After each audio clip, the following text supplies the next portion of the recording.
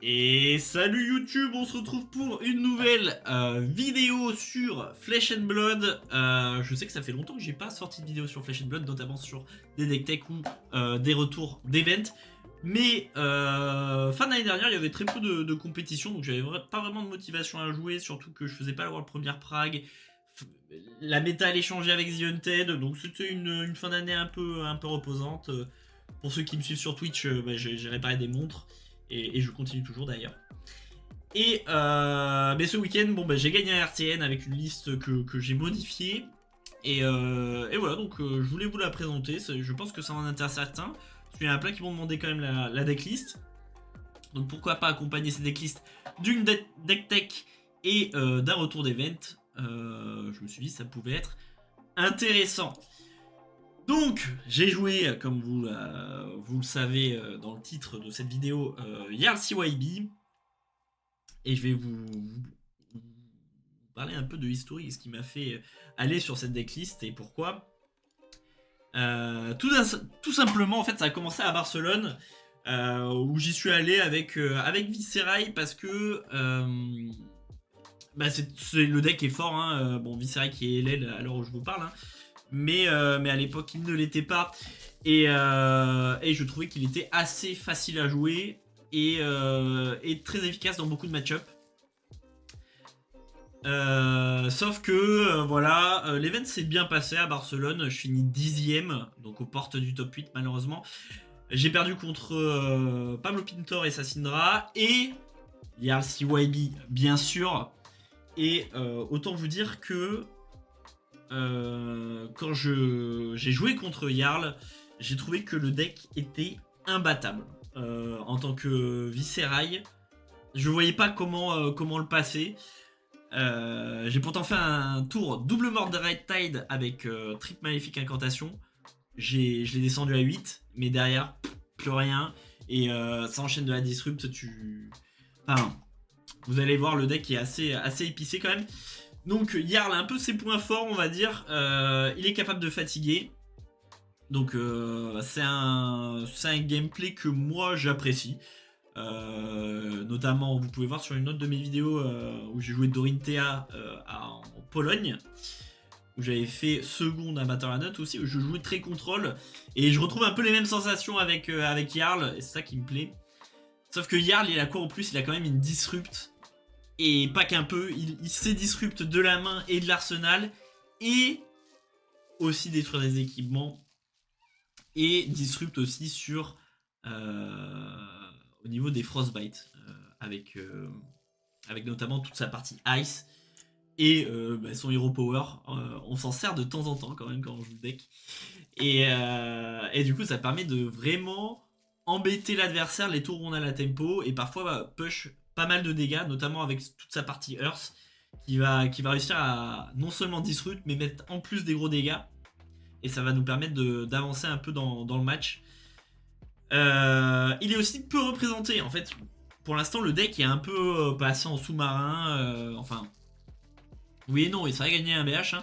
Mais moi, je ne l'avais pas vu à part à ce BH. Et je m'attendais pas à le voir vraiment au RTN. Et en vrai, j'ai fait le RTN de Brive et il n'y avait pas de Jarl CYB. Il y avait un Jarl, mais pas CYB. Et donc, je vous ai mis. Donc voilà, moi j'avais perdu contre Carrero Carlos, à qui j'ai piqué la decklist, mais que j'ai quand même pas mal modifié. On peut voir aussi vite fait les match-up de Jarl dans la méta. On a un match-up positif que contre. Alors, j'ai fait les plus gros champions de la méta. On a un match-up positif. Ah mince, j'ai pas mis Aurora. Que contre Syndra. Après, le reste, c'est plus ou moins catastrophique. Mais en fait, les stats, faut faire attention, les stats Fabry, c'est tous les Jarls. Donc, pas forcément les CYB. Et moi, je me sentais quand même assez confiant dans tous ces match-up négatifs. Il reste quand même. On n'est pas trop positif. Florian, ça peut faire des trucs et tout. Mais je me sentais quand même assez. Il y a des solutions. Et parfois on les trouve. Donc voilà, j'ai mis côte à côte en fait ma decklist et la decklist de Carlos. Et on peut voir que quand même j'ai fait pas mal de changements parce que j'avais des cibles différentes de lui. et des plays qu'il avait notamment avec Towering Titan ou Sutomoro, Remembrance, enfin je vous expliquerai au niveau de la decklist. Moi je vais pas m'attarder sur sa decklist parce que lui il a fait une deck tech dessus. Je vais vous mettre quand même le lien de sa decklist dans la description et le lien de ma decklist aussi dans la description. Donc à ce niveau là, n'hésitez pas. Et sans plus attendre, on va partir sur la deck tech. Donc, Jarl CYB, donc Contour Blessing. Le but, c'est un deck clairement contrôle qui a pour but aussi d'embêter l'adversaire, mais et de le ralentir dans son plan de jeu. C'est pas vraiment à l'image d'une UCYB, mais on est dans la même philosophie quand même. Sauf que avec Jarl, on va pouvoir faire un peu plus de value parce qu'on va pouvoir optimiser quand même les ressources tout en désoptimisant les ressources de l'adversaire. Donc ce qui est quand même assez pratique. Donc Jarl, on le rappelle, à chaque fois qu'on joue une carte Ice et que l'adversaire n'a pas à une zone exposée, donc où il n'y a pas d'équipement, on va pouvoir mettre un Frostbite dessus. C'est pas ce qu'on va utiliser le plus, on va plus l'utiliser en late game, mais on va quand même utiliser son Hero Power de temps en temps. Et c'est important quand même d'y penser, parce que ça peut faire des games, hein, clairement. Donc, qu'est-ce qu'on joue comme équipement, on va dire, de manière classique? On joue la Crown of Providence, c'est la seule tête qu'on va jouer dans Jarl. Elle va nous permettre de... Quand il y a des tours où on a envie de bloquer et qu'on n'a pas la fenêtre pour jouer un CYB, on va pouvoir cycler un CYB. Si on a par exemple un Sotomoro et qu'on n'a pas d'arsenal, pas Sotomoro, pardon, Seeds, on va pouvoir balancer la Seeds sous le deck et attendre un moment un peu plus opportun pour pouvoir la jouer. Ça va nous permettre de fixer un peu nos mains où on peut être pris un peu au dépourvu et on peut se prendre pas mal de dégâts sur ces tours-là. Donc c'est parfait. Pour moi, je la changerai pas. Il y a une petite... On pourrait mettre une autre coiffe, notamment celle du préconstruit, qui quand on bloque avec une Ice, on peut mettre un Frostbite à l'adversaire, qui est pas trop mal contre les agros, mais je pense que la Crown of Providence stabilise un peu tout le deck. Donc là-dessus, pas trop de changements. La tunique, bien sûr, vu que la partie va durer longtemps, on va faire beaucoup de value avec la tunique. Ça va nous aider à payer nos CYB, par exemple. Là, je regarde vite fait en bas. On pourra jouer des Command & Conquer avec CYB juste avec une ressource unique. Ça peut être aussi Plow Under, Contour Blessing, ça peut être plein de combos. Ça va nous fixe tous nos tours pour optimiser au maximum nos ressources parce que c'est le but, hein, très clairement. On joue les bras du préconstruit parce qu'on joue les mangles dans le deck. Je sais qu'il y a pas mal de listes qui ont cut les mangles. Pour moi, c'est obligatoire. Et ces gants sont une source de value incroyable. Et je les changerai pour rien au monde. C'est Temper 3 en plus, donc c'est 3 points de vie en plus. Et ça permet de push des dégâts quand on a la tempo avec un mangle. Et c'est, je trouve, très important. On va jouer les nouvelles bots de The Hunted qui en défense réaction. On peut payer un et le mettre sur un maillon de chaîne pour défendre 2 avec. En gros, contre tous les persos qui vont go wide avec plein de maillons de chaîne, on va pouvoir replacer les quick dodge sur chaque maillon de chaîne avec juste une blanc pitch, voire un compteur tunique, donc carrément 4 fois sur 4 maillons de chaîne différents. Donc contre les Syndra, contre les Aurora, contre les Viserai, ça va être diablement efficace.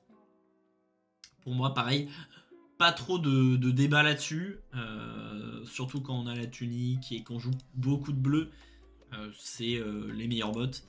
On joue le rempart et en fait le rempart c'est pas le bouclier que je mettrais dans le plus de match-up, mais il permet de faire la value sur les CYB quand on est dans des match-up où on a bien envie de défendre, où il y a des breakpoints, où il y a de la disrupt, des dominate, tout ça. On va prendre le rempart et on va faire tout plein de value. C'est quand même assez important et ça nous permet de curve avec une bleue. On va payer 1 sur le rempart et on va payer 2 avec, pour jouer notre CYB. Et donc ça nous permet de un peu, on va dire, mitiger les dégâts qu'on prendrait sur un tour où on se fait agresser. Et qu'on a CYB dans la main qui ne bloque pas. Titan's Fist, parce qu'on a quand même pas mal de cartes qui coûtent 3 ou plus. Dans ma version par rapport à celle de Carlos, j'en ai moins. Mais je vous expliquerai mes choix.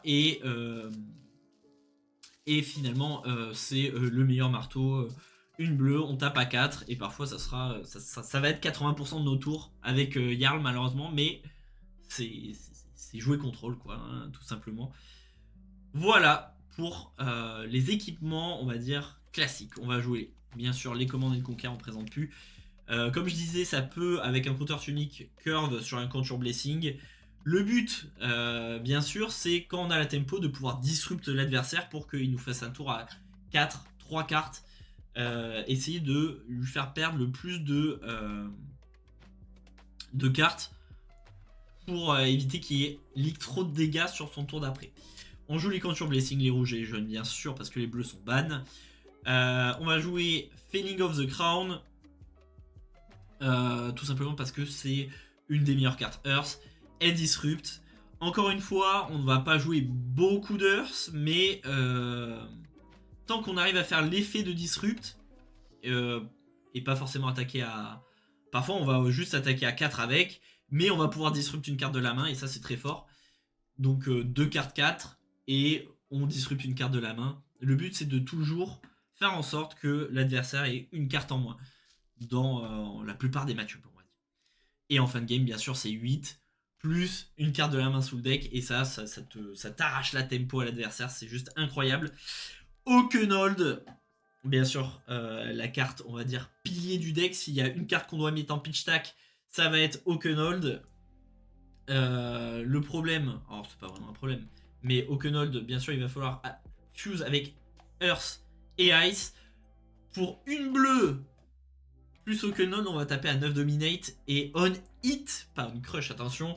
L'adversaire va mettre 2 cartes random sous son deck, donc ça permet de casser les pitch stack adverses, de disrupt, c'est la meilleure disrupt qui existe, on va dire, du pack, et en plus de leak un maximum de dégâts et de close des games. Enfin, Oakenhold, c'est s'il y a un tour où faut pas défendre, potentiellement dans certains match-up, on défend pas avec Oakenhold et on va le pitcher et l'envoyer sous le deck pour un second cycle où on va pouvoir le sortir plus proprement, notamment avec une Ice et une Earth qu'on aura potentiellement pitch stack aussi. Vous allez voir, c'est quand même assez compliqué quand on joue avec Jarl de pitch stack, mais c'est faisable. Le truc, c'est qu'on est tout le temps sous pression adverse, et en fait, dès qu'on n'aura pas la pression, on va juste attaquer, et on va attaquer avec ce qu'on a en main. Donc la pitch stack, elle va se faire, mais potentiellement, Oakenhold, ça sera sur un 3ème cycle, ou ça sera jamais, hein, c'est possible aussi. Et parfois, ça arrivera nature, et en vrai, on joue à pas mal de Earth, de Ice et de double élément pour que en vrai ça arrive on va dire sur un premier cycle, il y en a un sur les 3 qui va arriver nature dans la main. C'est pas dit qu'il sera joué, mais voilà. Buckle, c'est une bleue bloc 3 qui a un coût de 3 ou plus et qui en plus, donc c'est pour Titan's Fist hein, le coût 3 ou plus, et qui en plus permet de détruire un équipement avec un -1 dessus, donc c'est une carte qui va très bien dans le pack Jarl. Channel Lake Frigid bien sûr pour disrupt. C'est une Ice bleu bloc 3 qui assassine tous les agros, c'est dans tous les decks Ice depuis la nuit des temps. Voilà. Challenge Montizen, concrètement c'est, on va dire, une carte qui va nous permettre de close des games. C'est surtout une Ice bloc 3, hein.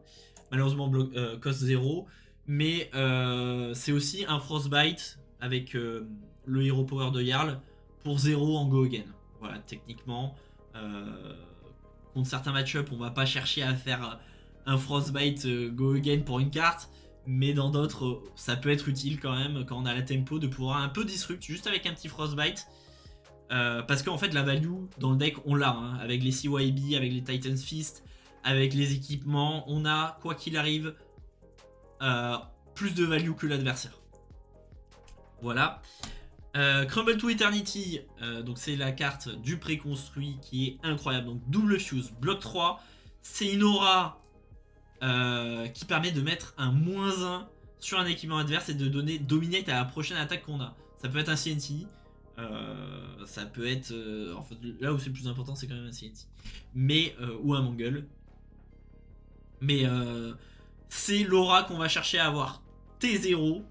Et c'est pour ça qu'on joue, je fais la liaison directe, on joue Imposing Visage pour aller la tutoriser directement T0 et mettre un -1 sur l'équipement adverse. En fait, aujourd'hui dans la méta, il y a beaucoup de persos qui utilisent leurs équipements. Et en fait, mettre un -1 sur un équipement adverse dès le T0, c'est mettre quand même une certaine pression à l'adversaire parce qu'il sait que s'il laisse de la tempo à tout moment, c'est son équipement qui devient détruit. Donc il va chercher à, dès qu'il a 4 cartes, potentiellement par arsenal, certains tours juste pour essayer de mettre de la pression et essayer de garder son équipement en vie.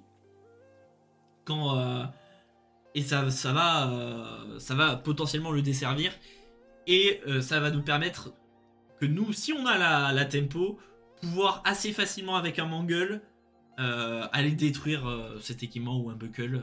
Buckle très rarement, mais avec un mangle c'est assez facile. Donc voilà. Crumble to Eternity, incroyable. Frozen to Death, c'est surtout une Ice Block 3. Encore une fois, c'est aussi une bonne carte si on a la tempo. Ça m'arrive très rarement de la jouer, mais elle permet de détruire un équipement avec un -1 dessus. Et en plus de mettre un Frostbite, donc bon, c'est ce qu'on cherche à faire avec Jarl. Donc on va... sauf qu'elle est assez lourde à jouer. Elle coûte 3, donc ça veut dire qu'il faut pitcher une bleue, jouer ça et la fuse avec une ice.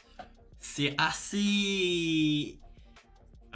cartevore, si j'ose dire. Mais ça peut être très utile dans certains match-ups où vraiment il faut casser l'équipement. Voilà. Donc Imposing Visage, comme je disais, ça permet d'aller tuto Crumble to Eternity. Ou dans les match-ups où on n'a pas besoin de casser un équipement, ça peut être Stamp Authority, ça peut être Trousse. Voilà, qu'on va tuto sur le T0 pour gagner un petit edge dès le T0. Aussi, j'en ai pas parlé, mais bien sûr, en fait, avec Jarl, on va essayer de commencer tout le temps T0 pour setup des auras, pour setup des CYB, pour setup un arsenal, potentiellement une DR. Enfin, c'est... Il n'y a aucun match-up où on n'a pas envie de commencer, hein, clairement. Pulse of Loft, une DR qui coûte 2, c'est pas top, hein, mais bloc 6 et en plus petit effet spicy. Mais c'est surtout pour son double fuse sur Oakenhold qu'on garde. Mais bon, incroyable. Je la rentre pas dans les matchs contre les match-up aggro parce que quand on l'a en main, il faut la jouer. Et en plus, ça fait que Titan Fist tape que à 3 quand on la joue. Rolling Fissure, c'est un petit ajout que j'ai fait à la liste. Elle permet de détruire les auras. Et ça go again. Donc bon, je dis pas que c'est clutch. Mais ça permet dans les viscérailles, encore une fois, quand on a la tempo, c'est un bon outil pour aller détruire les maléfiques incantations. Contre les Vincent, c'est pour les maléfiques... j'ai plus le nom. Celle qui tous les tours crée un rune quoi qu'il arrive. Contre Prisme pour aller détruire les Spectra. Pour les Verdance pour aller détruire le ring. Pour les Aurora pour détruire les Embodiments. Enfin, pour Florian pour détruire les Chanel. Il y a 1 milliard d'utilisations à Rolling Fissure. Je trouve que la carte est obligatoire dans Gardien. Et surtout dans CYB. Parce que le point faible de CYB, c'est si l'adversaire a le temps de setup des gros tours en fait. Et Rolling Fissure, ça va détruire tous ces tours de setup de l'adversaire. Et c'est avec Go Again. Enfin, c'est une dinguerie, voilà. Et c'est jouable sur compteur tunique. Enfin, incroyable. Stamp Authority, voilà. Donc juste tutorisable sur Stamp Authority, Imposing Visage. Et c'est cost 3, donc ça proc sur Titan Fist. Et ça bloque 3. Tira Thunder, carte qu'on va essayer de garder le plus tard possible pour close les games. Et c'est un bon outil de disrupt quand on a la tempo. Voilà, la carte est incroyable, on n'y touche pas. C'est pareil, cost 3 ou plus, donc voilà. Trousse qu'on viendra chercher sur Imposing Visage, pareil, qu'on peut jouer aussi nature T0. C'est une bonne carte de setup.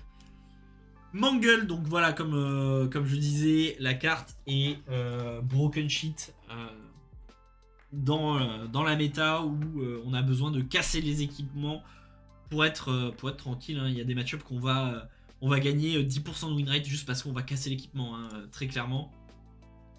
Donc voilà, on joue les Mangles et avec on joue le bloc 4 qui va aller tuto le Mangle. Bien sûr, c'est aussi un des atouts de Crumble to Eternity. C'est dès qu'on va mettre le -1 sur l'équipement adverse, ça va nous permettre de proc Unforgiving pour aller chercher notre mangle et détruire l'équipement. Donc c'est tout aussi important de mettre des petits -1 avec Crumble to Eternity. Faut pas hésiter dans certains match-up à juste bloquer avec 3 cartes et faire Crumble pour être tranquille sur le reste de la game et aller tutoriser nos mangles et détruire les équipements ciblés. Rootbound Carapace, bien sûr, DR qui bloque 3, c'est Earth, ça décompose, donc les match-up on a envie d'être défensif et qu'on va bloquer avec nos feelings, nos plots, on va pouvoir Rootbound Carapace et bloquer 4 sur surtout une méta où il y a quand même pas mal d'assassins et de breakpoint. Donc Rootbound, c'est in. Shelter from the Storm, bien sûr, on ne la présente plus. C'est the carte de The Hunted qui va nous permettre de contrer notamment des decks comme Syndra, comme Arachne Sleepy, comme plein de choses, comme ça peut être Viscerae quand on a une main rouge pour éviter de pitch les Runeshunt, on va juste discard Shelter, enfin bon, la carte est ultra polyvalente. Si vous ne l'avez pas, vous pouvez jouer Fate Forcing, mais ça sera moins bien, on va pas se mentir. Voilà. Simbilo, bien sûr, meilleur DR du jeu.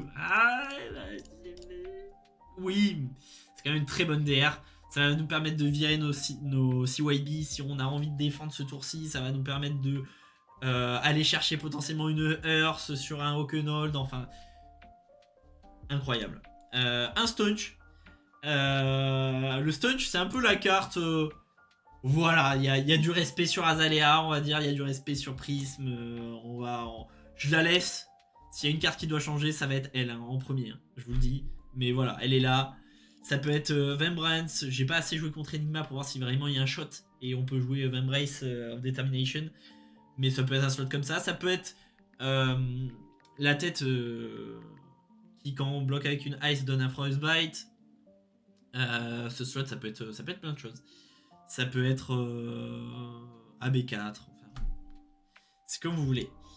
Donc voilà, c'est la carte ultra importante dans les match-ups où on a envie de détruire les équipements. Et en plus, c'est un bloc 4. Enfin, c'est royal.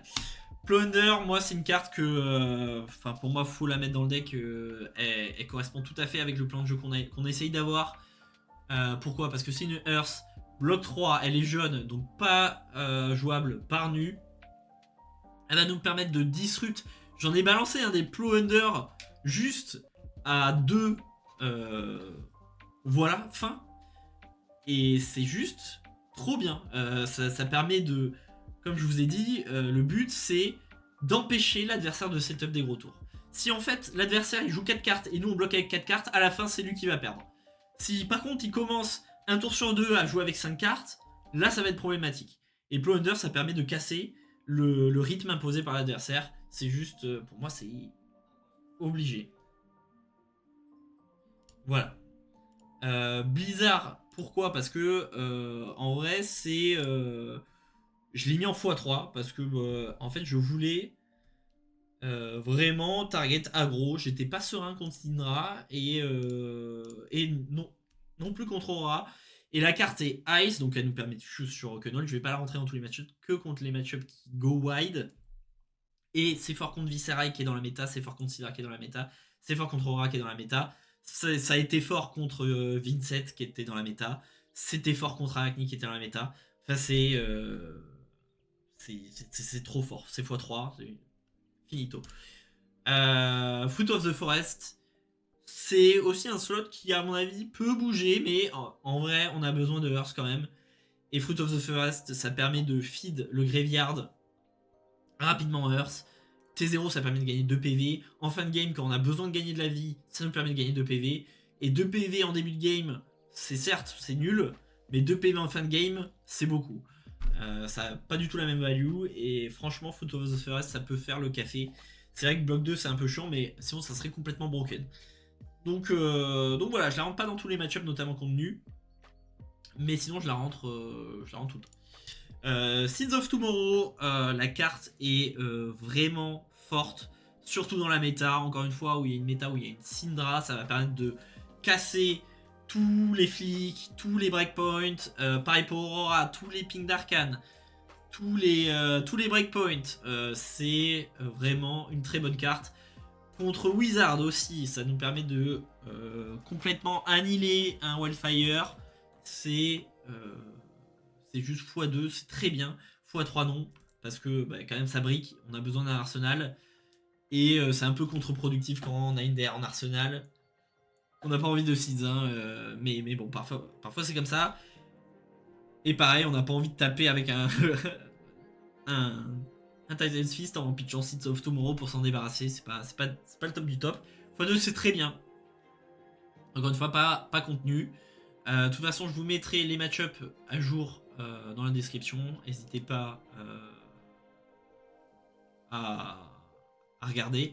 Arcane Lanterne, pareil, c'est un ajout que j'ai fait. Moi, je respecte quand même Kano. Je respecte aussi Verdance. Donc, je préférais avoir AB3 dans ce type de match-up.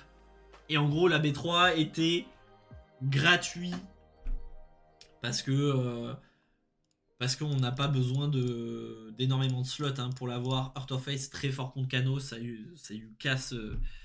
Enfin, vous commencez le tour contre Kano, vous faites Heart of Ice. Quand il va activer Kano, ça va coûter 4 et pas 3. Quand il va vouloir jouer une carte depuis sa banniche, ça va lui coûter 1 de plus. Enfin, si il laisse résoudre Heart of Ice, son tour, vous savez quasiment qu'il va pas partir en combo. Donc c'est broken. Carte que j'aurais aimé avoir en jouant Doré Decimator, hein, ça sans problème. Et Null Rune Boots pour avoir le AB3. Voilà pourquoi, parce qu'on va garder les gants pour casser les Storm Riders, pour casser les plumes, et on va garder la tête. Ça c'est pas obligatoire, mais il y a la tête, elle est toujours là. C'est juste qu'il n'y avait pas vraiment l'utilité du shield, donc j'ai pris Arcane Lanterne plutôt que la Hood. Voilà, Sledge dans les match-up où on aura besoin de push des dégâts. Moi je l'ai utilisé, alors ça j'utilise dans pas beaucoup de match-up, mais je l'ai utilisé contre NuCYB, contre Florian, et après contre Gardien ça sera Sledge. Juste pour faire de la value, tout simplement. Voilà, on va taper à 6. Parfois, ça va être juste une bleue, un compteur unique, on tape à 6. Et ça, c'est la régalade. Stalagmite, pour moi, qui est le meilleur bouclier à mettre à partir du moment où il y a un go again en face. Rempart, certes, je lui donne de la value. Mais Stalagmite, c'est broken pour casser le tour adverse. Hein, vraiment. Contre les agros c'est sûr hein, c'est très fort, mais par exemple contre Vincent, contre Arachni, encore une fois c'est le bouclier pour moi à avoir sans hésitation. Pourquoi? Parce que en fait quand on va décider de lâcher la défense pour casser un équipement par exemple, ou faire un Oakenol Fuse, il va falloir limiter la casse de notre côté. Et pour limiter la casse, il va falloir essayer d'entraver l'adversaire sur la défense. Et la meilleure façon d'entraver les tours adverses sur la défense, c'est de mettre un Frostbite. Quand l'adversaire il a prévu tout son tour, on curve, hop, on bloque 2, Stalagmite, un petit Frostbite. Et souvent c'est Arsenal fin de tour. Et derrière, ça nous permet de conserver notre main pour soit sortir un Mangle, casser l'équipement où il y a un -1, ou encore sortir un Oakenhold, setup un channel. Ça peut être plein de choses, mais souvent ça va être Oakenhold, channel ou Mangle. Les tours on va défendre avec le Stalagmite. Voilà pour ce qui est de la decklist. Après, si vous avez des questions, vous n'hésitez pas. Moi, mes MP sont ouverts. Vous pouvez poser des questions aussi en commentaire de la vidéo. J'y répondrai. Hein, je lis tout le temps tous les commentaires. J'y réponds à tous. Mais n'hésitez pas. Voilà. Et on va revenir un peu sur le déroulé de l'event. Voilà, pour ceux que ça intéresse.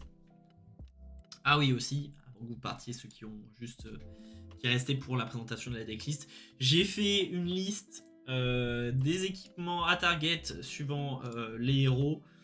Donc voilà, sur Syndra, On va target forcément les Flick Knives. Pourquoi? Parce que c'est des dégâts gratuits que Syndra va leak à tous les tours continuellement. Et en plus, ça va l'aider dans tous ses proc momentum. Donc on va essayer le plus rapidement possible de casser ces Flick Knives, quitte à prendre un tour où on prend un peu cher. Et encore une fois, Stalagmite est là pour essayer de bloquer ces tours-là. Ça peut être aussi Blizzard, hein, forcément, Stalagmite, enfin. Il faut accepter de prendre des dégâts pour aller casser ces Flick Knives. Sinon, on pouvait être en difficulté sur le match-up quand même. Voilà, vous verrez de toute façon que au déroulé du RTN, que rien, c'était pas vraiment tout n'était pas rose. Voilà. Donc Aurora, on va essayer de casser la tunique parce que souvent ça va être un coup d'épée gratos. Ça va pas être une priorité dans Aurora, je pense, de casser l'équipement, mais dès que c'est possible de le faire, on va le faire. Voilà, c'est des petites idées comme ça d'équipements à casser. Florian, on va casser bien sûr les graspes parce que ça va faire beaucoup de value en late game. À tous les tours, souvent, Florian, il va essayer de faire grasp plus son tour et ripping. Ça va être assez chiant. Les graspes, ça lui permet de leak des dégâts sur les channels. Et c'est dans ces tours-là où Florian va leak le plus de dégâts de la game. C'est quand il va setup un channel. Channel Millennium Tree, hein, attention. Pas Montéroïque. Et donc il faut les casser le plus vite possible. Parce qu'il aura du mal à générer des dégâts d'arcade sans ses graspes. Et sans les graspes, franchement, pareil que Syndra, faut vite les casser pour gagner un bon avantage dans le match-up. Viscerail, on va plutôt target la tunique, parce qu'encore une fois, ça va être un coup de ripping gratuit sur des fins de tour Mordred, enfin des trucs comme ça. Les spellbands, c'est pas forcément obligatoire, pareil pour les graspes. Et pareil pour Face, franchement on s'en fout. Donc voilà, la tunique à casser chez Viscerail, c'est pas non plus une priorité. Je pense que vraiment contre Viscerail, il va falloir turtle un maximum, tout en essayant de gérer les auras, gérer toujours la disrupt. Voilà. Verdance, on va essayer de casser Plume, pas les Stormstrider. Le but c'est de vraiment essayer de faire en sorte que son combo... En fait... Moi, je vois le match-up comme ça, j'ai pas affronté de Verdance.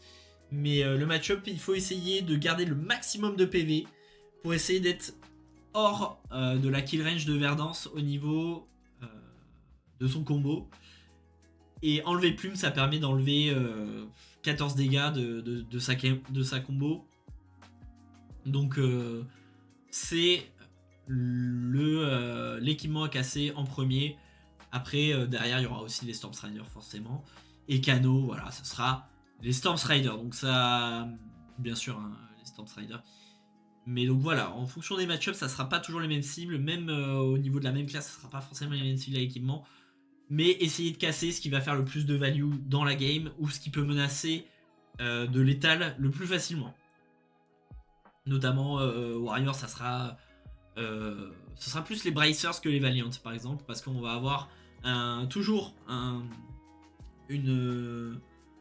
game plan défensif. Donc le but c'est que ces tours soient le moins impactant possible à l'adversaire. Donc voilà, on va passer maintenant à l'event en lui-même. Voilà.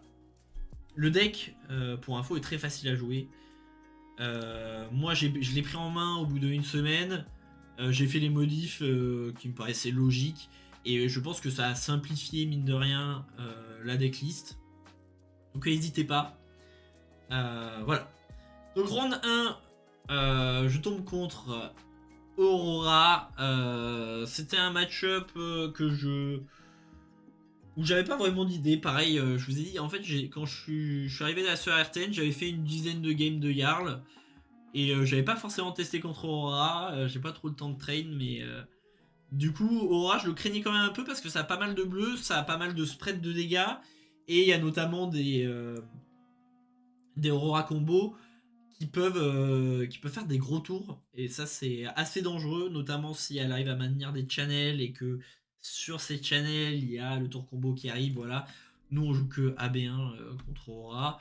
Mais là, ça s'est bien passé, donc c'est premier round win, c'est assez important de gagner le premier round, je trouve, en termes de tournoi.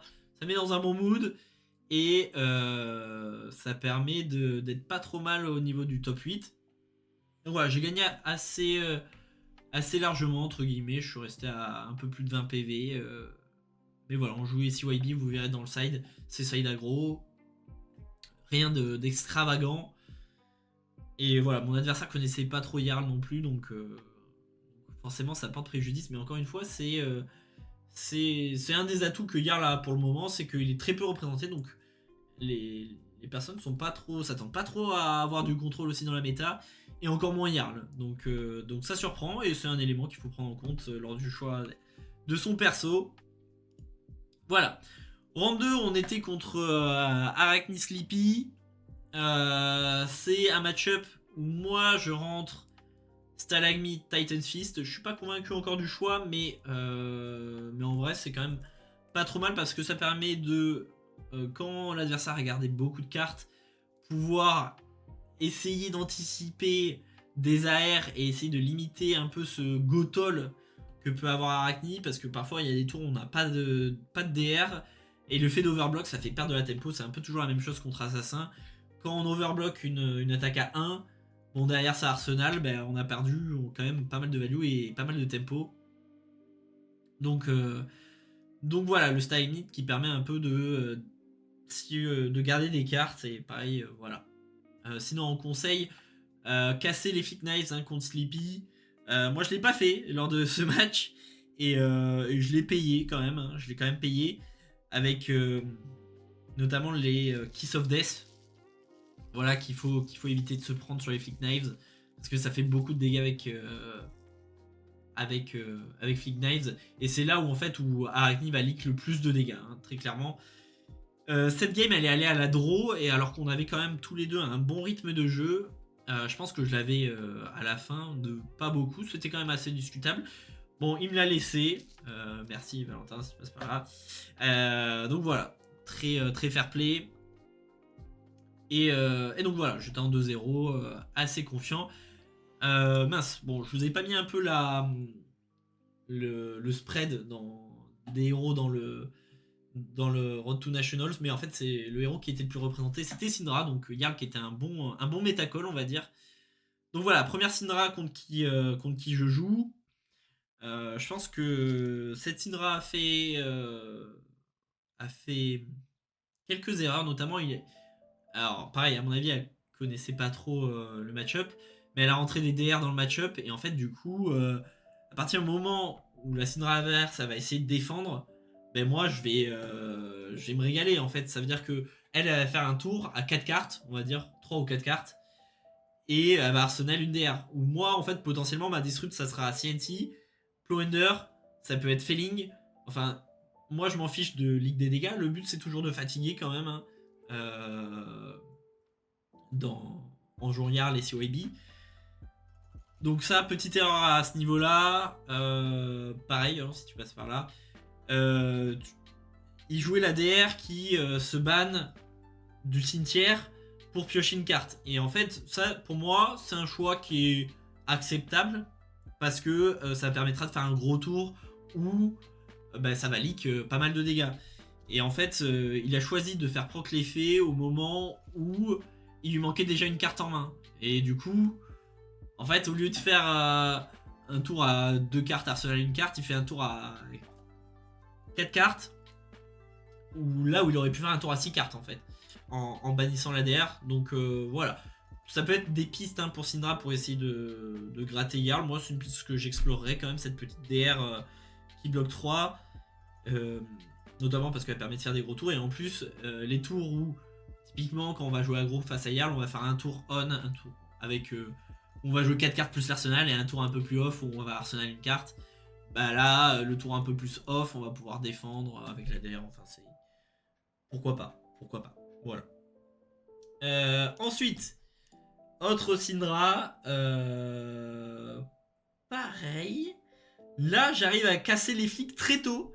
Et alors là, le match-up était plus ou moins free, parce que en fait, dès qu'on arrive à casser un équipement très tôt dans la game, non seulement en plus les flics, c'est beaucoup de dégâts qui qui vont pas leak, et en plus les momentum, donc on va bloquer plus facilement. Et en plus, c'est une zone exposée, un équipement cassé, donc c'est des frostbite gratuits sur Chanel, sur plein de trucs. Enfin, donc là, c'était plus ou moins un Herald. Bon, même si on a quand même le match-up, hein, mais c'était plus ou moins un Herald. Et là, du coup, 5ème round, la 3ème Syndra, donc les Syndra qui étaient quand même en haut de table au moment où je suis tombé contre. Et cette fois, c'était contre le GOAT, Shimoon, qui m'a battu sur sa Syndra. On est arrivé dans le late game. Donc lui, il ne jouait pas de DR. Aucune DR. Et à la fin, il a réussi. On était dans le endgame. Moi, il me restait 3 cartes. Lui, il restait 2 cartes. Et en fait, lui, avec les kunai, j'étais trop bas en PV. Il a réussi à me gratter, machin. Dans le match-up, j'ai pas réussi à casser les Flick Knives. J'ai réussi à setup un Chanel qui restait qu'un seul tour parce qu'on joue pas vraiment beaucoup de ice.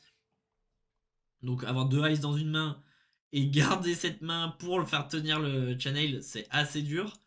Donc voilà. Bon, c'est perdu. Mais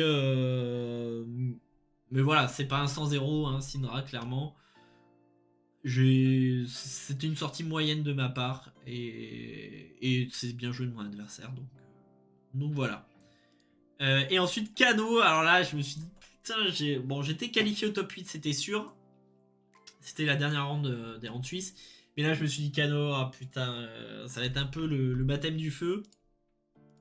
Voir si Jarl ça arrive. C'est toujours le problème avec Control, hein, les Wizards, parce que justement les Wizards ça setup et derrière ça fait des gros tours où on se fait exploser. Mais Heart of Ice, c'est vrai que c'est quand même une carte. Et on va pouvoir, une fois que le Heart of Ice a résolu, jouer notre tour assez classiquement. On va pouvoir monter assez haut en PV, pareil, pour essayer d'allonger la kill range du Kano, que ces maths soient pas si faciles que ça. Et voilà, donc le match se fait. Et il setup quand même 3 potions d'énergie, 2 potions of déjà vu. Il commence à partir une fois en combo, mais je fais Seeds of Tomorrow, le truc qui prévient 5. Donc il arrête, il avait claqué que une hipote et une potion of déjà vu au moment où il part comme ça. Donc c'était pas trop mal. Moi j'étais assez content d'avoir fait ça déjà. Et la game continue et là il resetup un double Wildfire. Sauf que pareil, à ce moment-là, j'ai le second seed, donc là j'ai de la chance. C'est dead. À ce niveau-là, il n'y a plus de retour possible pour Kano. Moi, je monte trop en PV. En fait, le double Wildfire, ça fait 2-2 et il sort avec Blazing derrière à 4. Enfin, non, même pas à 4, à 8. Donc, bon. Non, même pas. Je sais plus. Bref. La game, c'est fini comme ça. Donc, voilà, je passe, je finis en 3ème position. 3ème, ouais. Et du coup, top 8. Je tombe contre le même Kano. Voilà, vous ne rêvez pas. Hein, la slide est bien différente. Et là, rebelote en fait. Sauf que là, il part un peu plus tôt. Peut-être pour essayer que j'ai pas mes seeds au moment où il part. Le fait que Heart of Ice aussi, ça met quand même une sacrée pression au Kano. Parce qu'il doit prendre une décision assez rapidement quand il a ses combos pisse en main. Il doit se dire, est-ce que j'accepte de me prendre O'Connell Fuse, de me prendre Failing, de me prendre un CNC sur mon arsenal, enfin ce genre de choses. Notamment quand T0, je lui mets un -1 sur les Storm Strider. Il y a un moment donné, il y a trop de pression pour Kano. Et il doit prendre une décision très tôt, quand il a très peu d'infos. Et donc là, il part, il avait 2 potions et une potion of déjà vu. Enfin, énergie potion et une potion of déjà vu. Il décide de partir double Wildfire, sauf que moi j'avais encore une fois Seeds. Et du coup, c'était dead. Hein. À partir de ce moment-là, il n'y a plus de potions. Il y a Seeds qui annule un Wildfire, l'autre je l'avais 3. Enfin, finito. Donc voilà, je passe. Et round 8, rebelote contre ce bon vieux Agni Sleepy qui m'avait laissé la game pendant les rounds suisses. Et là, cette fois-ci, je garde le même plan de jeu. Et cette fois, je target les Flick Knights et ça se passe beaucoup mieux. Pour le coup, et c'est gagné à la fatigue. J'ai réussi à le fatiguer. Et voilà. Je finis à 8 PV, un truc comme ça. Et je passe du coup en finale contre Vincent. Et Vincent, j'avoue que j'avais pas préparé non plus trop le match-up. Parce qu'on n'en a pas à Bordeaux et c'est vraiment pas un truc que je m'attendais à voir. Et si haute table, c'est quand même un sacré perf. Et du coup, qu'est-ce que je décide de faire? Je me dis, c'est un peu comme Viscerai, mais en plus ça gotole. Du coup, je mets toutes les cartes, littéralement, de mon deck. Et il fait la même chose, hein, donc à partir de ce moment-là, on était parti un peu dans un plan de jeu fatigue, value, c'était un peu pas vraiment évident. Et sauf que, en fait, moi, j'arrivais à absorber tous les dégâts assez facilement. Je suis parti avec Stalagmite aussi contre Vincent. Et en fait, on peut AB très facilement les Runechunt. Et il a vite, je sais pas s'il jouait contre beaucoup d'IA, mais il a vite switch de plan de jeu et il a commencé à stacker les Runechunt. Parce qu'il jouait les maléfiques incantations. Et mince, mais pourquoi j'arrive pas à trouver la carte? Celle qui en fait tous les tours et celle quand on joue une attaque, ça crée un Runeshot. Donc il jouait ces auras là, plus les DR qui créaient des Runeshunt, plus les Dirge. Donc il y avait beaucoup de générations de Runeshunt. Et il jouait Oblivion, oublie en français, la bleue qui invoque Nazareth. Donc en fait son plan de jeu c'était de m'invoquer Nazareth à la figure pour que je puisse pas le gérer et que derrière juste il fasse beaucoup de dégâts. Mais en fait moi j'arrive à trouver tous mes CYB et j'arrive à disrupt, j'arrive notamment à roiling certaines auras et du coup à un moment donné je le force à lâcher le plan de jeu stack parce que lui aussi il accepte de prendre la Blood Depth pour setup des gros tours et Stalagmite qui sur ces gros tours aussi est quand même vachement utile parce que c'est quand même assez lisible Vincent dans le sens où tu sais combien il a de Runechunt après son attaque et tu sais ce qu'il a en banish, donc il y a très peu de chances qu'il y ait des surprises sur le tour, donc coller un Frostbite c'est ciao hein, vraiment, donc voilà. Et je finis assez haut en PV quand même. Peut-être un petit peu plus de 10. Voilà, donc le match-up qui s'est bien déroulé. Et voilà, donc un peu ma run sur ce RTN de Bordeaux. J'ai ouvert du coup la Gold Foil, c'était Tide Sleepers, les bots qui font AB la ninja. Enfin voilà, en tout cas j'espère que cette petite vidéo vous aura plu, petite de 48 minutes bien sûr, on n'oublie pas c'est classique. En tout cas n'hésitez pas, si ça vous plaît ce genre de vidéo, à me le dire, à mettre un petit pouce bleu, à vous abonner, enfin vous savez, hein, tout ça les trucs de youtubeurs. Donc voilà, enjoy, en tout cas la saison de RTN n'est pas finie, donc n'hésitez pas à prendre cette decklist, c'est free hello, free. Non, peut-être pas. Je pense que les match-up compliqués, ça serait Florian et Nu Enigma. Voilà, c'est un peu les match-up négatifs que je pense. J'aurais dû les mettre. Faudrait que je structure un peu plus mes vidéos. Mais c'est one take. Voilà. Donc, à plus tard en event. En tout cas, merci d'avoir regardé cette vidéo. Et puis voilà. Bonne soirée.